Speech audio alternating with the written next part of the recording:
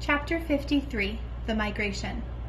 It was the night before the migration, and Brightbill was sleeping fitfully. Roz watched him toss and turn until he finally crawled up into her arms, and she rocked him to sleep, just like the good old days. Early the next morning, Brightbill waddled outside and looked at the pond. The water was perfectly still. A few lazy clouds drifted above. Geese were already gathering by the beach, and then Tiny Claus scampered down from the treetops. "So today's the day, huh?" said Chit-Chat, perched up on a branch. "You're going to see so many new things and meet so many new animals, and if there are any squirrels at your wandering grounds, please tell them that Chit-Chat says hello." "Today is the day," said Brightbill. "The flock will be leaving soon." "Are you excited or nervous or scared?" "I'm all of those things." The squirrel whispered, "Well, don't worry about your mother. I'll look after her, so you know she'll be perfectly fine." Brightbill smiled. "I'm afraid it's time to go," said Roz as she stepped out of the nest. "Okay, Mama," said the gosling. "See you in the spring, Chit-Chat." "Have a nice migration, Brightbill." The squirrel scampered back into the treetops. "Come home with lots of exciting stories, but not too exciting because I don't want to see anything scary happen to you. Okay, goodbye." The geese were honking with excitement and hustling around as they made their final preparations. Several of the fathers huddled together, discussing their flight plans, while the mothers took a head count. "There you are, Brightbill," Loudwing honked from the middle of the crowd. "We're just about to begin." "May I have your attention, please?" said the biggest goose. "As most of you know, my name is Longneck, and I'll be leading this year's migration. I'm asking everyone to please join your families for takeoff. Once we're all airborne, each family will take its position in our V formation, and we'll start the first leg of our journey. Are there any questions?" "I have a question," came a booming voice. "My son will not have any family with him. Where does he fit into the formation?" Everyone turned to Longneck. "He can fly with me," said the big goose. "I hear Brightbill is a very clever flyer. I could use his help at the point." A moment later, the geese began flapping and honking and making their way into the air. A cloud of feathers floated down around the robot and her son. "You are not a gosling anymore," said Roz. "I am proud of the fine young goose that you have become." Brightbill fluttered up to his mother's shoulder. "Thanks, Mama." The young goose wiped his eyes. "Is this where we say goodbye?" "This is where we say goodbye for now. Spring will soon be here, and we will be together again." "I'm going to miss you," said Brightbill, as he nuzzled his mother. "I'm going to miss you too," said Roz, as she nuzzled her son. The goose took a deep breath. Then he shook his tail feathers, flapped his wings, and joined the flock. At first, the geese flew in, I'm trying to show the picture here.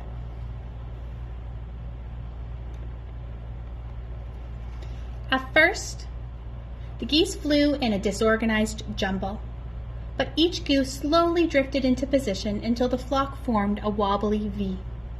At the lead was Longneck, and behind his left wing was Brightbill. They circled in the sky until the V pointed south, and then the geese began their long migration. Roz climbed to the top of a tree and watched as the flock slowly faded into the horizon.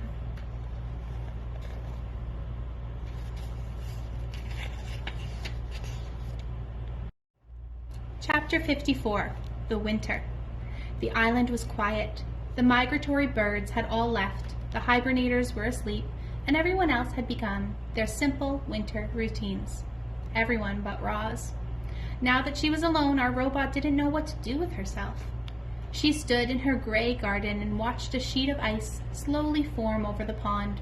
Sometimes she could hear her good friends, the beavers, going about their business beneath the ice, and she wondered when she would see them again.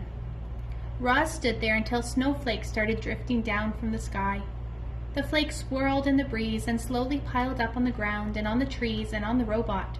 So she crouched into the nest, slid the stone door behind her, and sat in darkness.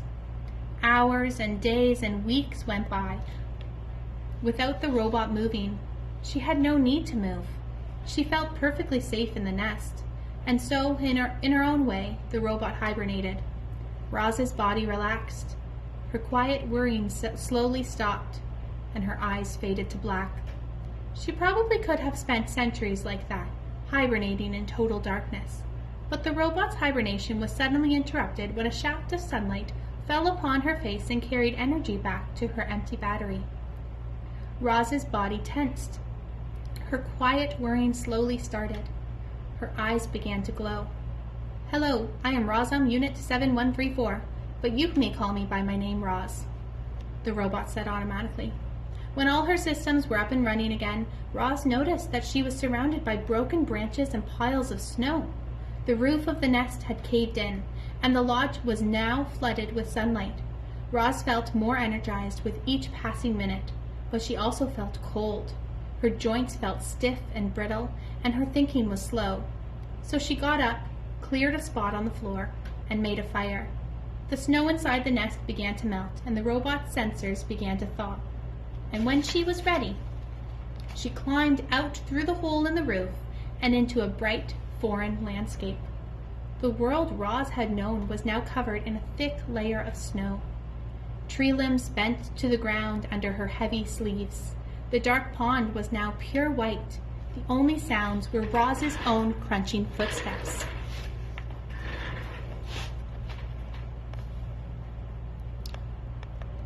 Faint wisps of steam curled up from the robot's body as she trudged through the forest.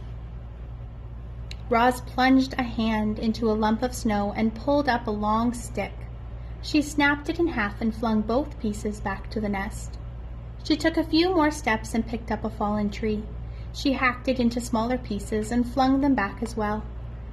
Then she reached down to another snowy shape. But what she pulled up was not a piece of wood. It was Dart the Weasel. He was frozen solid. Roz stared at his stiff body for a moment, then decided it was best to leave the poor thing where he was. As the robot continued gathering wood, she found more victims of the cold. A frozen mouse, a frozen bird, a frozen deer. Had all the island animal frozen to death? No, not all. There were a few fresh tracks in the snow. As we know, the wilderness is filled with beauty, but it's also filled with ugliness. And that winter was ugly. A devastating cold front had swept down from the north and brought dangerous temperatures and huge amounts of snow. The animals had prepared for winter, but nothing could have prepared the weaker ones for those long nights, when the temperatures plummeted and the wind whipped over the island. Roz returned to the nest, where the fire had melted the interior snow to a muddy soup. She took a minute to warm her body by the flames, and then she began the repairs. She patched up the hole in the dome with a lattice, a whole bunch of branches, and before adding a layer of mud and leaves, soon the repairs were complete. But another snowfall might cave in the nest all over again, so Roz decided to keep a fire going day and night to prevent snow from building up on the roof. The robot brought in load after load of firewood, and each time she went outside, she was reminded of the frozen weasel and mouse and bird and deer. How many other frozen animals were hidden beneath the snow? Before going in for the night, she called out to whoever was listening. "Animals of the island, you do not have to freeze. Join me in my lodge, where it is safe and warm." Chapter 55, The Lodgers. Firelight spilled out from the nest and into the cold, blustery night. Roz sat inside and listened to the wind and to the soft pops and crackles of burning wood. And then the robot's keen hearing picked up another sound, tiny footsteps crunching through the snow. "Roz, I'm freezing. Can I join you by the fire, please?" said a weak voice. Into the light crawled Chit-Chat. The squirrel was shivering and clumps of ice stuck to her fur. When she finally felt the heat of the fire, she collapsed. Roz picked her up off the floor, gently placed her on a warm stone, and let her sleep. An hour later, there were more footsteps, and a family of hares shuffled into the nest. They huddled together in a corner without saying a word. Pinktail, the opossum, was the next to arrive. "Good evening," she mumbled, trying to act cheerful. "It certainly has been chilly." Swooper the owl hobbled in, followed by some chickadees and a magpie. Fink knew a good thing when he saw it, and the fox lay down right by the fire. Then came Dig Down the groundhog. The fuzzy bandits carried in an old turtle named Crag, who was in the worst shape of all. Creatures who should have been hibernating deep underground had been roused by that vicious weather. Only the healthiest animals with the warmest homes were safe. More and more weary animals appeared, and slowly the lodge filled up. This was the first time many of the lodgers had seen fire, and they gazed at it with a mixture of fear and hope. They could feel the fire's destructive power, but they could also feel its healing powers as it warmed their bones. The lodgers seemed to push forward, eager to feel more warmth, and then pull back, afraid of feeling too much. It was important that the lodgers understood fire, so Roz showed them how to build one. She showed the smaller animals how to arrange the kindling, and she showed the bigger animals how to arrange the logs. Bumpkin, Lumpkin, and Rumpkin struck the fire stones together, and everyone cheered when they finally managed a spark. As Roz looked around, she saw moles curling up beside an owl, a mouse snuggled between two weasels, hares nestled against a badger. Never before had the robot seen prey and predators so close and peaceful. But how long could the peace possibly last? "I propose a truce," said Roz. "Like the Dawn Truce. Everyone must agree not to hunt or harm one another while in my lodge." "Very well," said Swooper, after consulting his carnivorous friends. "We hunters will control ourselves." "Then it is settled," said Roz. "My home is a safe place for all." One by one, the lodgers each fell into a deep sleep. Even the nocturnal creatures, usually wide awake at that hour, gave in to the coziness of the nest. The robot stood out of the way and quietly tended to the fire as her guests slept through the night. Only when daylight was streaming in through the door did the lodgers finally begin to stir. "You are all welcome to stay here as long as you like," said the robot as the animals rubbed sleep from their eyes. "My home is your home." "Thanks a lot, Roz." Fink carefully stepped over a hare and a woodpecker on his way to the door. "I don't think I would have survived another night on my own. It's just too bad we can't cram a few more creatures in here." And the fox slipped outside. The robot looked down at the fur and feathers that now carpeted the floor. The nest had been completely full that night. If any more animals showed up, they'd be left out in the cold. But Roz was not about to let that happen. Chapter 56. The New Lodges. The second lodge would have to be bigger than the first if it was going to fit Broadfoot the bull moose. He was a towering hulk of an animal and had a thick coat of fur, but even he was struggling with the frigid temperatures. Broadfoot lived in the other side of the pond, in a dense section of forest that was home to many animals, most of whom were in desperate need of a good thaw. The winter days were short, so there was no time to waste, and rather than walking all the way around the pond, Roz tested its frozen surface to see if it was safe to cross. She threw a heavy rock high in the air and watched it bounce off the hard ice. Then she carefully walked over the ice and into the forest on the other side, where she found Broadfoot waiting for her. The moose quietly led the robot to the clearing in the trees where the new lodge would go. Then Roz made a fire and watched as cold creatures began crawling out from the shadows. "Do not worry," said the robot to the growing crowd, steam puffing from their noses. "You will all be warm soon, but I need your help." Roz asked the animals to collect anything useful they could find. Large stones, strong branches, chunks of frozen mud. With the robot's building expertise and the small army of helpers, construction of the second lodge didn't take long. The animals happily agreed to the robot's truce, and then they shuffled into the warm wooden dome. "If you keep the fire alive, it will keep you alive," explained Roz as she dropped another log onto the flames. "But be careful. Fire can turn deadly in an instant." At dawn, heavy snow was falling again, and there was Roz, setting out from the nest to build a third lodge. She trudged into the great meadow, where fierce winds had created enormous sweeping snowdrifts. but she powered through and finished the job, and was soon beginning to work on a fourth lodge, and then a fifth.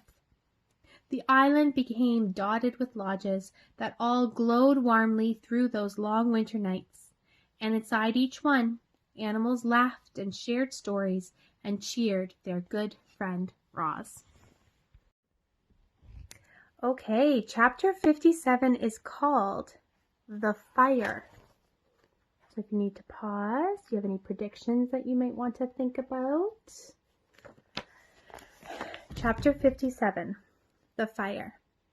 Strange sounds were echoing from the far side of the pond. What started as a low murmur gradually swelled to a chorus of terrified voices. There was an eerie glow in that part of the forest, and a thick plume of smoke began rising up from the snowy treetops. Roz charged across the ice and found the second lodge completely engulfed by a raging fire. Frightened animals were running in every direction, fleeing for their lives through the deep snow. "What happened?" shouted Roz as Broadfoot galloped wildly past. "We put too many logs in the fire pit," he said without stopping. "The flames climbed up to the ceiling." "My baby is still in there," cried a mother hare, pointing at the burning lodge. "Somebody help, please." Roz did not hesitate. She plowed through the snow and ducked into the lodge. Flames and smoke were everywhere. A tall stack of logs blazed in the fireplace, and in the far corner a tiny ball of fur was shaking with fear. Crouching low, the robot wound her way beneath the smoke and around the flames and gently scooped up the young hare. "Do not worry," Roz yelled over the roar of the fire. "You are going to be okay." She turned to leave, but the doorway had started to crumble, so she shielded the hare with her body and smashed right through the walls of the lodge. Sizzling pieces of wood went flying as the robot and the hare burst outside into the soft snow. "Oh, darling, you're all right," cried the mother hare, pulling her daughter close. "Thank you for saving my baby, Roz." Now that everyone was safely away, the robot turned her attention to putting out the fire. Her glowing eyes darted around as she computed a plan. Then, with all the strength in her legs, Roz launched herself high up into the snowy branches of the nearest pine tree. A moment later, the tree was shaking violently, and heaps of snow were sliding from its branches and pouring onto the flames like an avalanche. Steam hissed up through the smothering mound of snow. The flames quickly died, the snow quickly melted, and within minutes all that remained was the charred foundation of the lodge. Roz dropped down from the tree and waited as the frightened animals slowly returned. Then she said to them, "Would you like another lodge?" The animals looked at one another, unsure of what to do. Understandably, they were afraid of another fire breaking out, but they were far more afraid of the deadly cold. So they pulled together and worked with Roz and built a bigger, better lodge on top of the old one. It had a taller ceiling and a deeper fire pit. It was made with more rock and less wood, and it had a supply of water for emergencies. But the most important safety features of this rebuilt lodge were the lodgers themselves, who now had a whole new respect for fire. Chapter 59, The Spring. Dripping water, flowing water, splashing water. Winter's blanket of snow and ice was finally beginning to melt. White was fading away to expose the grays and browns that had been hidden beneath. Little green buds were appearing all over. Crowds of bright flowers were rising up from the dirt. And soon the island would be bursting with rich scents and colors. At long last, it was spring. The lodgers returned to their own homes. The hibernators emerged from their secret places. Roz roamed across the island and checked in with the beavers and the bears and all of the friends that she had missed. Then the robot went home to work in her garden. After the bitterest winter anyone could recall, life was slowly returning to normal. However, it was a quiet spring. There were fewer insects buzzing, fewer birds singing, and fewer rodents rustling. Many creatures had frozen to death over the winter, and as the last of the snow melted away, their corpses were slowly revealed. The wilderness really can be ugly sometimes, but from that ugliness comes beauty. You see, those poor creatures returned to the earth. Their bodies nourished the soul, and they helped create the most dazzling spring bloom that the island had ever known.